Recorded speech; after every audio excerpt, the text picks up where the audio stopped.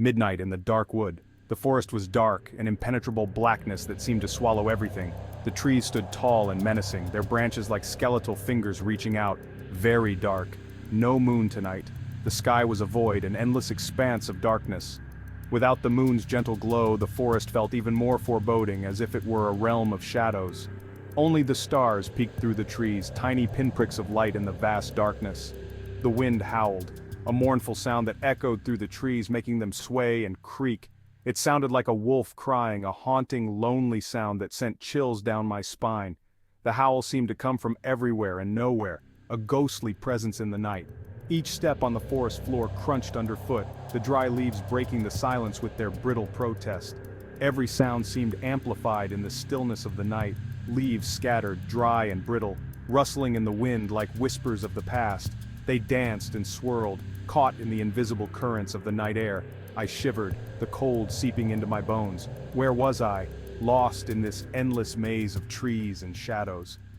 Fear gripped me as I realized how alone I was, with only the darkness and the distant howls for company. A twig snapped, I froze, someone was there.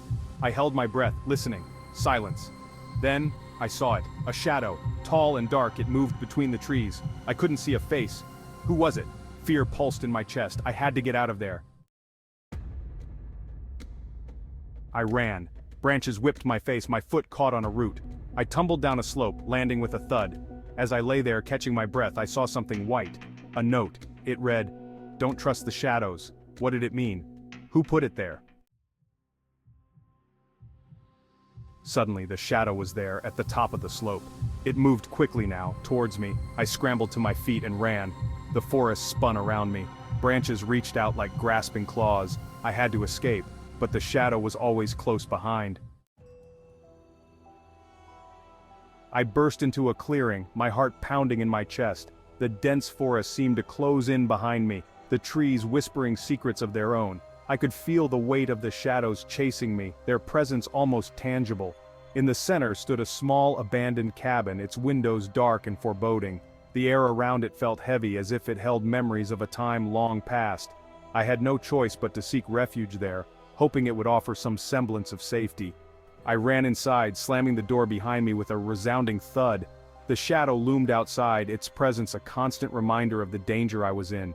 The cabin's interior was dimly lit, casting eerie shadows on the walls. I held my breath, listening intently to the silence that enveloped me. Every creak of the floorboards, every rustle of the wind outside heightened my senses. My mind raced with questions and fears. Why was it chasing me? What did it want? The terror in my heart grew with each passing second, the unknown threat looming larger in my mind. Then I heard a voice. It was faint at first, almost indistinguishable from the ambient sounds of the cabin. But it grew clearer, more insistent, as if it was calling out to me from the depths of the shadows. It came from inside the cabin. A whisper, soft, yet chilling. "I knew you'd come," it said, sending shivers down my spine. The voice seemed to know me, to anticipate my arrival. I felt a mix of dread and curiosity, wondering what secrets this cabin held and why it had drawn me here. I spun around, my heart pounding in my chest. The sudden movement made the room blur for a moment, and I felt a rush of adrenaline. But there was no one there. The cabin was empty, eerily silent. Had I imagined it? The shadows seemed to play tricks on my mind, making me question my own senses.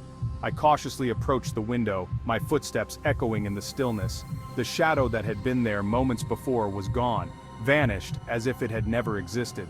In its place, a thick mist was rolling in, swallowing the forest in a blanket of white. The trees disappeared one by one, consumed by the fog, leaving an unsettling emptiness.